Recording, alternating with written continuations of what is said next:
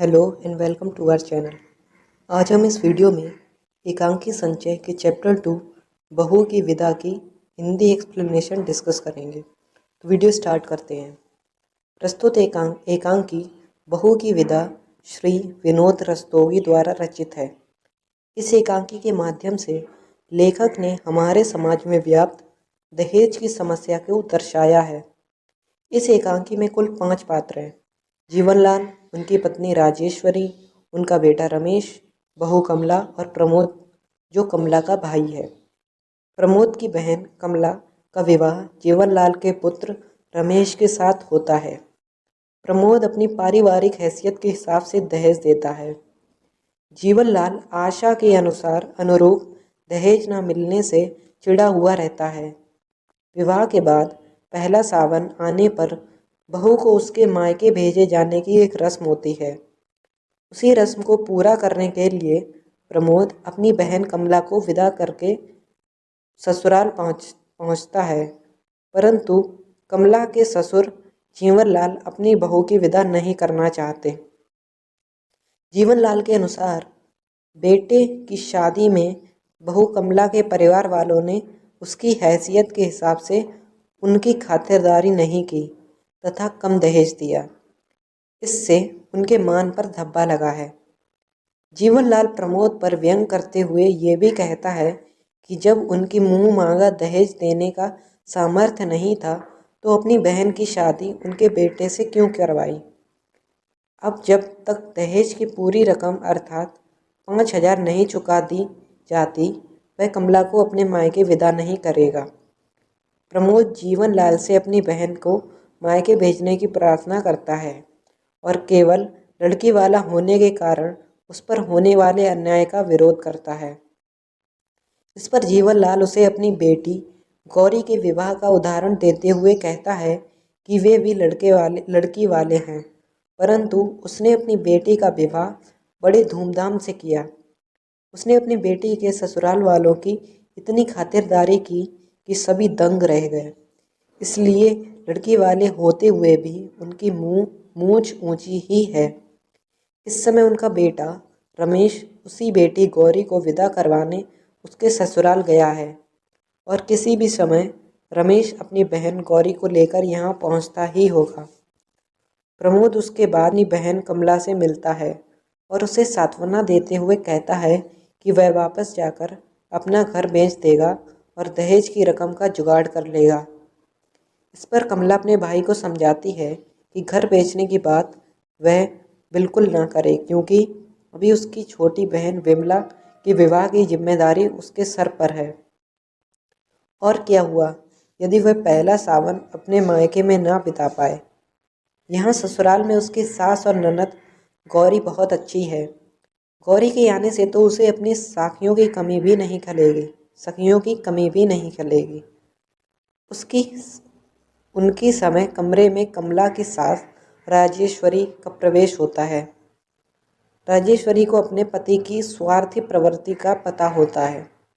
राजेश्वरी को पता होता है कि जब तक प्रमोद उन्हें वह 5,000 रुपये लाकर नहीं देगा तब तक कमला की विदा नहीं होगी। इसीलिए वह स्वयं कमला को तिजोरी की चाबी देकर 5,000 लाने को कहती है। वह प्रमोद से कहती है कि ये रुपए वह जीवनलाल को देकर कमला को विदा कर ले जाए। प्रमोद पैसे लेने से इनकार कर देता है। उसी समय रमेश बिना अपनी बहन गौरी को विदा किए घर पहुंचता है। गौरी के ससुराल वालों ने भी कम दहेज का बहाना बनाकर गौरी को विदा करने से मना कर दिया था। जीवनलाल को अपने बेटी के ससुराल वालों का रवैया अन्यायपूर्ण लगता है। उसे अपने बेटी के ससुराल वाले लोभी लालची नज़र आने लगते हैं, क्योंकि उसके अनुसार उसने तो अपने जीवन भर की कमाई अपनी बेटी गौरी के ससुराल वालों के दे दी थी। दहेज देने के बावजूद उसकी बेटी गौरी के ससुराल वालों कि उसे दहेज कम पड़ने की वजह से उसके भाई के साथ विदा न करके जीवनलाल को अपना अपमान लगता है और वे शराफत और इंसानियत की दुहाई देते हैं।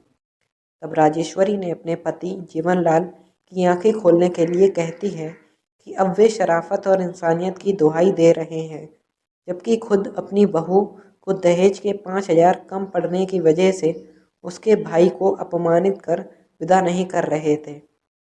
जीवनलाल को अपनी गलती का एहसास होता है। वह अपनी पत्नी राजेश्वरी को कहते हैं कि अंदर जाकर बहू की विदा की तैयारी करो। जीवनलाल के इस बदले व्यवहार से सभी प्रसन्न हो जाते। इस तरह जीवनलाल के बदले हुए व्यवहार से कुछ देर पहले का तनावपूर्ण माहौल खुश बदल जाता है। अब इस एकांकी का संदेश। बहू की विदा एकांकी का उद्देश्य समाज में प्रचलित दहेज प्रथा के अभिशाप पर तीखा प्रहार करना है, जिसमें सबसे अधिक प्रभावित वर्तमान मध्यवर्गीय परिवार है। वर्तमान समय में समाज में बेटी के जन्म से ही उसके विवाह के समय दिए जाने वाले दहेज को लेकर माता पिता चिंतित रहने लगते हैं और स्वार्थ के अनुसार भी बेटी के विवाह पर दहेज भी देते हैं। जहां माता पिता दहेज नहीं जुटा पाते, वहां बेटियां प्रताड़ित की जाती हैं और यातनाएं सहती हैं। ससुराल वाले ये भूल जाते हैं कि उनकी भी पुत्री के साथ उसकी ससुराल वाले ऐसा ही अमानवीय व्यवहार कर सकते हैं। एकांकीकार का संदेश ये है कि दहेज की प्रथा समूल नष्ट हो और बेटी वाले एक दूसरे की पीड़ा को समझें। इस प्रकार एकांकीकार ने दहेज मुक्त समाज के निर्माण का संदेश दिया है। इस शीर्षक की सार्थकता पर।